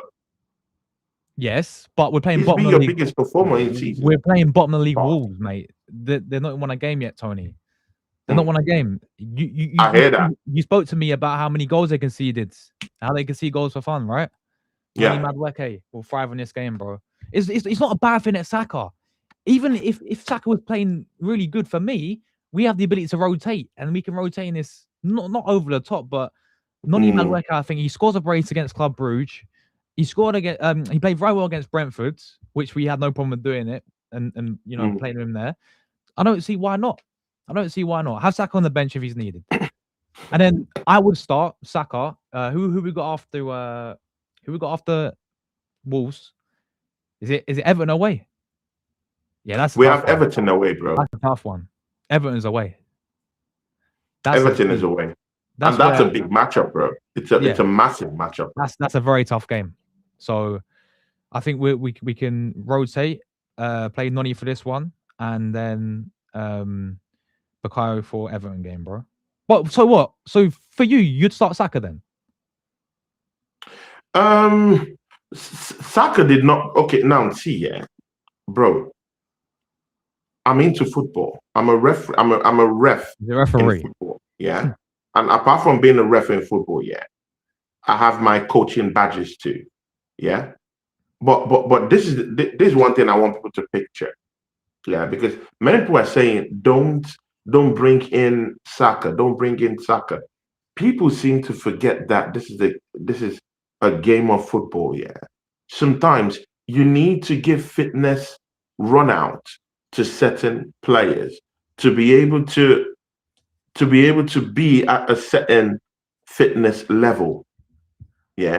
If you don't bring on Bukayo Saka in games, yeah, because right now people just want Saka to just sit down on the bench. And it's not like that. You have to give him enough time to actually get to that fitness level. Yeah. If he doesn't play, instantly there's a big drop off in your fitness level. So he needs to get some certain form of game time to be able to run up instead, because if he doesn't get that run up right now, he will be forced to go do intense fitness run outs, maybe in Coney. Yeah. But now I'm thinking, because I know the game. I know how it's run. I know how they do these things. Yeah. He would have to go and play, in Coney, probably alone to regain the much needed fitness level. Yeah. To be maintained in a very high pedigree. Yeah. If he doesn't come on in this game against Wolves, you're sending him to Coney to go do those one-on-one sessions. And you know what? I prefer him to play in these games than to go and play in those Coney sessions, because in those Coney sessions, I mean, injuries happen there, bro. I mean, where did Max Domi get his injuries, bro? Yeah, behind closed doors. Where did McAllister get his injury from, bro? Yeah. Where did Saliba get his injury, bro? I mean, I can list many of our injuries, bro. Many of them weren't even on the pitch. Many was in those fitness level trainings that they're doing, bro. And I don't even trust Arteta and that fitness level run out. So let Saka get his run out in the game. Let him maintain some certain kind of consistency with how he plays and his fitness level. And then let's see what happens. You can come on in the second half, no problem, bro. Maybe just a 20 minutes run out won't be bad. Yeah. But I do agree with you. In a Wolves game, I mean, Madueke can fix up, bro. That's no problem. Interesting one on the right-hand side, bro. On the left-hand side, bro. Left-hand side? If Trossard is back. Trossard's back for me. Oh yeah, but then is Trossard actually back? Do you know if he's back, or you're not sure? I think Trossard is back, bro. I think he's okay. See, Trossard's been superb, man. Let's be honest with it. It's but been at the same superb, time, bro. you've got to look at Martinelli scoring again in the Champions League. But I don't know what it is with you when you see Martinelli in the Premier League, Tony. Does he really have that same sort of performances in the Premier League? Because what he played against Brentford didn't do anything really. Played against Villa. No, sorry. He was no. He played against Chelsea and he stank up the play. Yeah, I mean that's what you're trying to say. Yeah. So why this difference, isn't it? He can thrive in the Champions League, score many goals, 5, 6 goals. When it comes to Premier League, it's like what? Completely goes missing. Ghost, yeah. I don't know. And so maybe and that's an attestation to its form this season, bro, in the Premier League. It's down the toilets, bro. So I don't know, bro. I don't know. Yeah. But again, I mean, so with you, what do you do? Trossard for me. Trossard, if it's available, right? Trossard, I think it's been actually very, very good this season. To be fair, if he's not fit, then it's gonna have to be Martinelli there on the left. I don't really want to see Eze on the left, to be honest with you. It didn't work against Villa, did it? So you don't have any worries of Trossard going back to injury? If it's okay to play, yeah? If he's okay to play, then play him. Are you okay with him coming to play immediately as a starter? Without having that thing at the back of your head that he might get back injured again quickly. Yeah, because he scored against Villa and then look what happened to him. He got subbed off again because he wasn't fully fit, was he? So that's the thing. Like we got to be careful with Trossard, man. Like we don't rush this guy back, Tony, because we pretty much did that against Villa. He scores and he's been really good this season, but we rushed him back and he came off injured again, not fully fit. So it's gonna have to be Martinelli on the left then. But who do you go in the 10 then? Do you go Odegaard or do you go Eze? Or do you go both together in midfield? Josh, please just look at what's right in front of you. I mean, Dr. Botts. I mean, you just removed this comment. Where? You put something down there. Sorry? You just removed it. About Ethan. Yeah, exactly. Yeah, Ethan. Exactly, bro. Oh, Ethan, yeah. Bro, how about this guy playing in that number 10? Bro, I mean, bro, what are we doing, bro? I mean, I had a whole soliloquy posted up on YouTube about Waneri's treatment in this football club, bro. Yes. I mean, what does he have to do to actually have a run up, bro? I mean, I'm tired of always saying this again and again. I mean, what does he have to do? You told this kid, come, sign up a new deal, none of you going to Chelsea, and now, bro, can't even get game time. Yeah. Again, it doesn't make sense, bro. I mean, what do you think about his treatment? Do you want to see him start a game? Disgrace. I'll be real with it. I think the Waneri's treatment is a disgrace, Tony. I'm sorry, mate. I'm sorry. People could talk about the age, Tony, right? But people say, oh, he's only 18 and 19. Look, Miles Lewis-Skelly is the same age as him. And Miles Lewis-Skelly played effectively week in, week out for Arsenal last season. Ethan was getting 5 minutes off the bench against...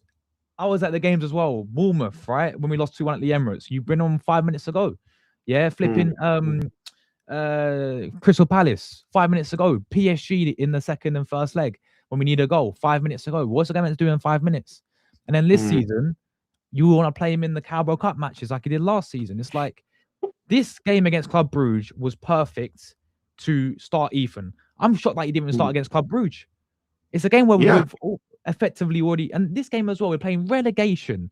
They are awful, with all due respect. Yeah, they are awful. Play Ethan Waneri in this game, Arteta. But I look at him and I don't think he even trusts him like that, Tony, to be honest with you. Quite clearly, Odegaard's ahead of him. Quite clearly, Eze's ahead of him as well. And we're seeing in the Premier League games as well. He's on the bench. He's not even getting 5 minutes on the bench anymore. He's just staying on the bench just to rock. He's just staying there, bro. The fact that he got the new contract, right? As you rightly said, you had Chelsea lurking around for him, and there's waiting there just to see what his situation. Whether Arsenal must have promised him some game time for him to stay, surely. You know, so my fear is, Tony, is like Ethan knocks on Arteta's door. Because let me ask you this. If you was in the mind of Ethan right now, what would you honestly be thinking? That you're not getting any game time, right? That you're sat on the bench, not even playing against flipping Club Brugge with all due respect, right? What would you be thinking? Because I know what I'd be thinking. Bro, man. I don't know, bro. I would knock. That's what I said on my shot the other day. I would knock on the manager's door and I would ask questions. I would say, manager, I'm sorry. You told me to sign. You gave me your word that you were going to shoehorn me into this team, that you were going to systematically bring me into this team and make me part of it. I'm not seeing that at all. Manager, what is the problem? I need game time. Bro, I would literally be knocking on the manager's door right now. That's what I'll be doing. But bro, we've treated that guy with such disdain, such disrespect. I mean, the waffle don here is saying it's all about control with Arteta. I mean, it is what it is, isn't it? Gunners for Life, my guy, is saying it's disgusting how Ethan has been treated. Bro, everyone agrees that he's been treated with disdain at the football club. Bro, it's shameful, bro. It's shameful, bro. And again, when he's playing, I mean, you can see it. I mean, deep down, you can see his facial expressions. He's not happy. Is that young kid, you know? I mean, he's seeing Madueke with Skelly getting game time, bro, even more than him. Yeah. You know, and I don't know. For me, it's painful, bro. I want to see him come in the second half in that game, bro.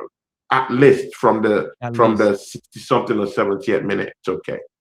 You know. Yeah, exactly. Yeah. So how about your back four? Yeah, this is an interesting one. Obviously, I think Lewis Skelly has to come in because Caller's suspended, isn't he? Yeah, Caller's suspended, bro.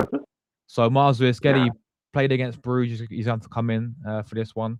I think he'll. Do you want to see Timber in centre back? This is the thing, Tony. Like, do we risk him? Do we risk Timber as a centre back? You know, because I don't think Saliba will be back. Mosquera is still out injured. No Gabriel. I guess no. It's gonna have to be PLO Nkapie at centre back for sure. Yeah. But then who do you play alongside him is a big question, guys. Not God, bro. Not God, bro. Is it going to be Norgard again?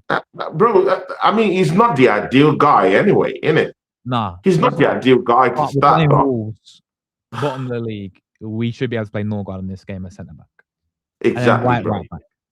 Exactly. I mean, we can't be risking the fitness level of Jurgen Timber, right? Bro, not now, bro. He's so important to our attack. He's so, and again, people, I need not remind you, you know, our attack is suffering right now. Yeah, I mean, the Premier League, you know, we're bereft of ideas. We need every hands on deck.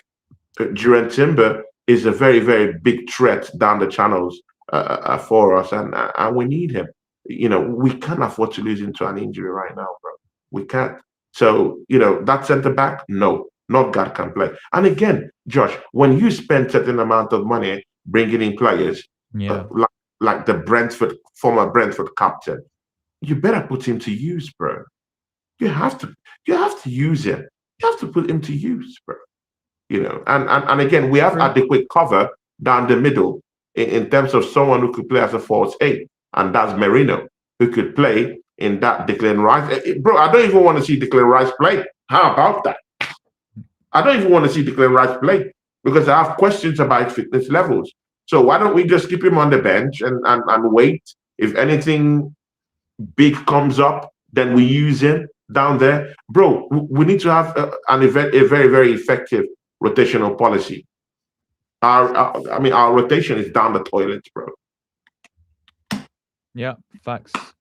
Yeah, the big up BBK, by the way. A great channel there, a great guy. Yeah, big up to BBK. Oh, he's on your channel, not on my channel. Yeah, both our channels. Big up BBK. Yeah, big up BB. He says Ethan Smith Rowe. Are we seeing the same situation as a Smith Rowe, man. Says it turns me, bro. Like, do Big up to the you honestly DK, think bro. we could see him go out on loan, Ethan, just to get minutes? Bro, he will go on loan. That's what I'm saying. I'm very sure he's knocked on the manager's door. He's been telling the manager, let me out on loan. You know I'm not playing. The promises I was sold, it's not it's not the reality right now. And I think that's what he'll be saying to the manager right now. And I really do see him living on loan, because I'm hearing of Arsenal going on to bring in I mean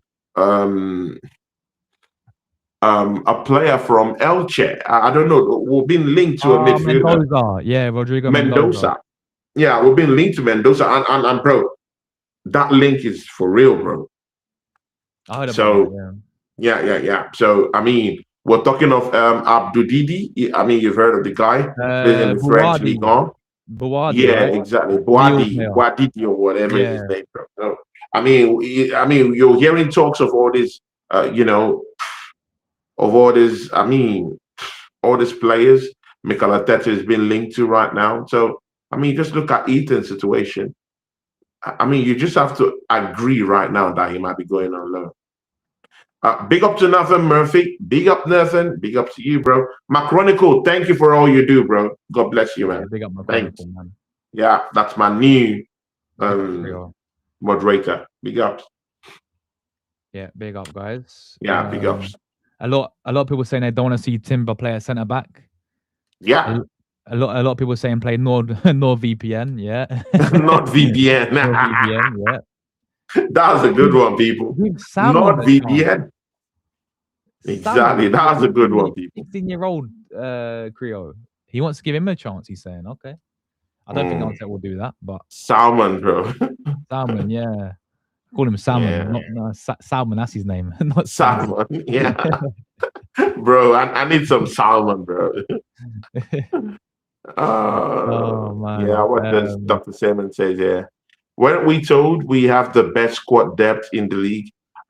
Again, Josh, these injuries that are happening to us right now, I mean, Dr. Seymour just said something, about it. And do we really have that squad depth people are really saying we have? I mean, I've said it, that we have, but do you really think that, or do you think it's just a mirage or a facade?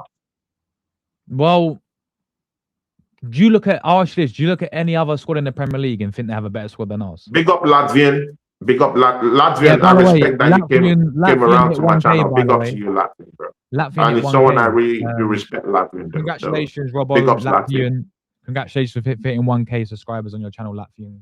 Robbo, congratulations, Latvian, bro. Yeah. Welcome back, my friend. Welcome back, bro. When you look into the rest of the Premier League, right? Do you think there's a squad that's better than Arsenal overall?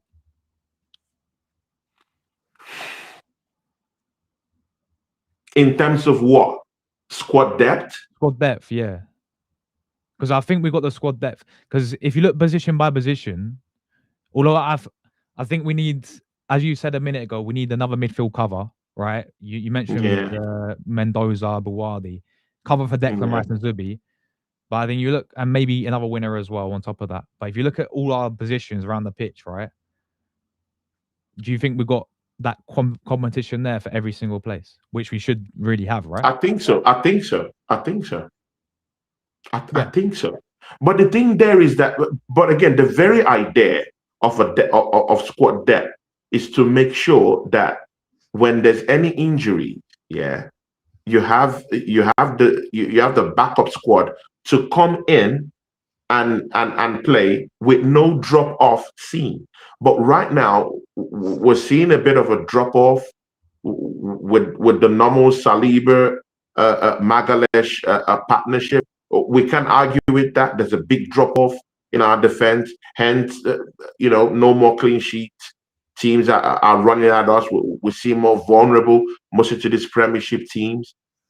So I mean, in that vein, you can really say, what's the need of the squad depth when you can't actually count on them to be depth for you when you need them?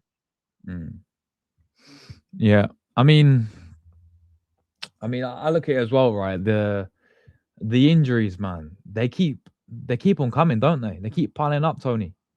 And Mm, we saw the same thing last season. Like, mm, I don't. What do we actually look into this, Tony? I've never seen anything like it, mate. To be honest, like at Arsenal, I'm not mm, seen 2 years now in a row. We've had so many injuries, and already this season we've had what? Gyökeres out injured, Havertz out injured, Jesus was out injured. That's already three of our strikers who's picked up an injury this season, right? We've mm. had Saka pick up an injury this season, right? We've Yeah. had Gabriel Saliba now pick up 2 injuries this season. We've had Mm-hmm. who am I missing? Who am I missing? Did Timber pick up an injury? Ben White came back from an injury. Yeah, Mm. Timber picked up a little injury, right? Flipping Yeah. Saka, I said at the start, Martinelli, Trossard, they've been out, I'm pretty sure, of injuries. Yeah. What are we doing here, man? Max Dalman's out Bro, for I two don't months know, now. bro. And Mosquera's again, out. me and you, I mean, we kept talking about these things, yeah. But again, we have to look at the training methods. I think that's where the problem lies. It's got to be, isn't it? It has to be the training methods, bro. It's It got to be. has to be the training methods. It has to be, bro. I mean, look at that Max Doman stuff. Man didn't even play for us. How is man down? So when you look at these things, yeah, I mean, it's becoming scary. It's becoming stinky, and the excuses is not adding up. Because Max Doman, how is that guy on the treatment table, bro? Yeah. How is he on? How is he on the treatment table? And he's out for 2 months, Josh. Man plays a friendly and he gets a behind closed door friendly, right? To just get players minutes and he gets done for 2 months, mate. God, bro. Done for 2 months. At this point, it's scary, bro. It's scary, bro. And we need a break. We just need a break, yeah, from the injuries. I mean, again, yeah, you can also talk about this squad depth in a different way. Yeah, we've lost two of our main centre backs, but look at us going away from home to a Club Brugge that gave Barcelona a hell of a match, and we're coming out with a clean sheet, and we're winning in that game 3-0 in an away European game. So I mean, when you look at these things, yeah, it's a bit of a bittersweet kind of thing going on. And I mean, one thing it doesn't do is confidence. Yeah, I mean, it doesn't really give you that much confidence in it. Yeah. What's your prediction for the game, bro? Before we go, 5-0 Arsenal. Oh my days, 5-0. Oh my day, bro. If I say 5-0 on my channel, they'll call me a top gooner, bro. I've been called different names, but I mean, if you say 5-0, I mean you're a top gooner. So I mean, that's why I just said 3-1.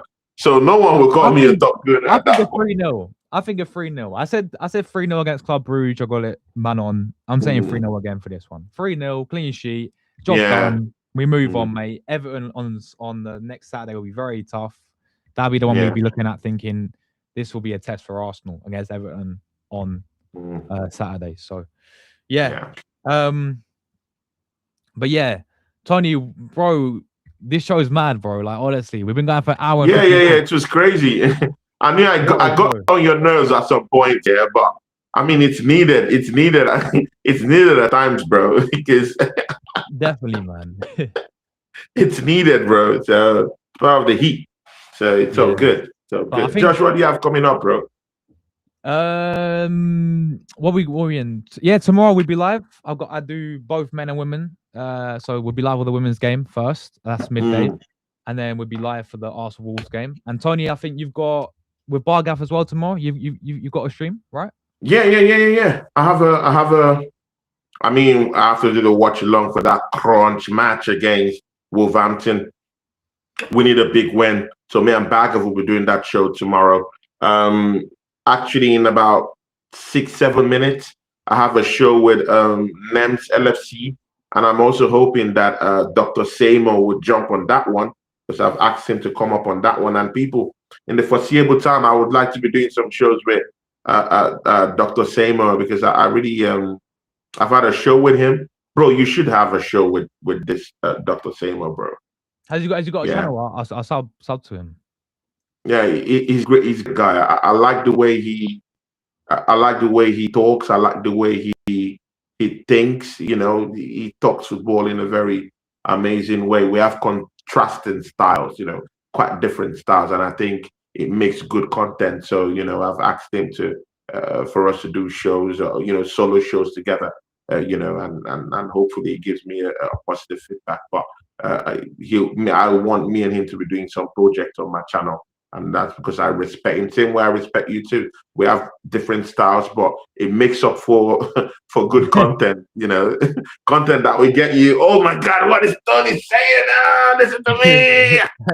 You know, something like that. So yeah, it's all good. So I think me and Dr. Semo have that kind of energy because he came on a show I had with Oregon Guna, and I love the show. I love how he puts his words together and how he talks, and he's a very lively human being, bro.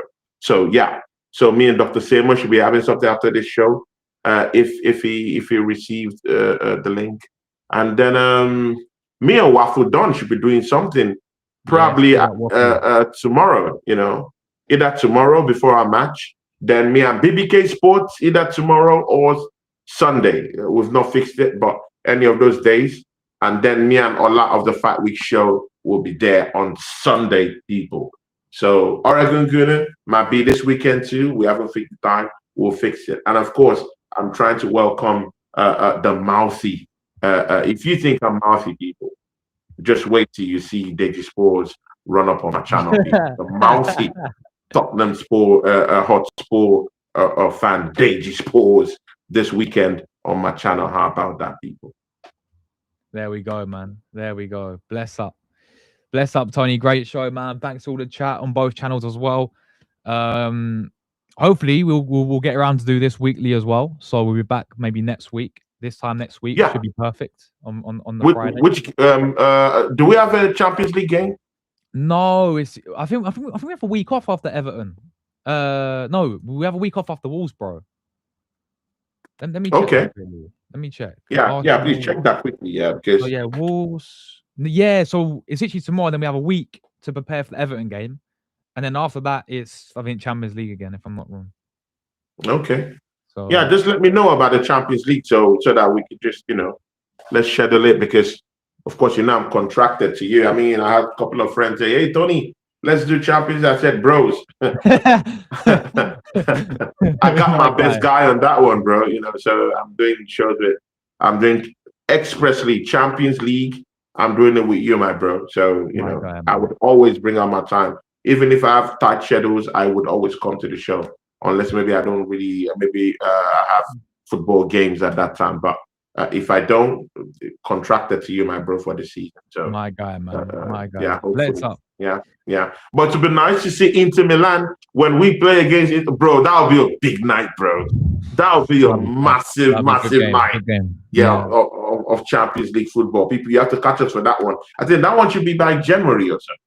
That one's in January, I think, the Inter game, yeah. That'll be a big one. Who do you fancy in that? Who do you fancy to win? Us. If we play against Inter Milan. Us. Arsenal. Really? So you think we can beat Inter Milan, though? Bro, Liverpool beat them the other night 1-0. They've lost 4 or 5 games in Serie A, yeah. I watched them when they played Udinese. Udinese beat them 2-1, Tony. They are not the same Inter that they were last season, bro. They're good sides. But we can do them. We will beat them this season. This time around, we'll beat them, bro. So we'll beat them.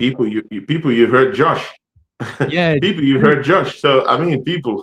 This is right as well. The Champions League isn't the same without Tony. Exactly. How can you do a Champions League watch along without Tony, man? Big ups, Drew Gunners. Drew Gunners, I mean, people, shout out to Drew Gunners. That's my graphic guy, people. Drew Gunners. Subscribe to his channel, people. Great guy to talk football with, my guy. Big up to Drew Gunners, people. Perfect. There we go. Catch us next week, people. Catch us next week, back on here, same time, hopefully. We'll talk to Tony and get it sorted out. It'll be after the Wolves game with a win, hopefully, and then building up the Everton game. So that should be good, guys. Bless everyone. Tony, great show, man. And from me and Tony, we'll catch you guys in the next one. Have a great rest of your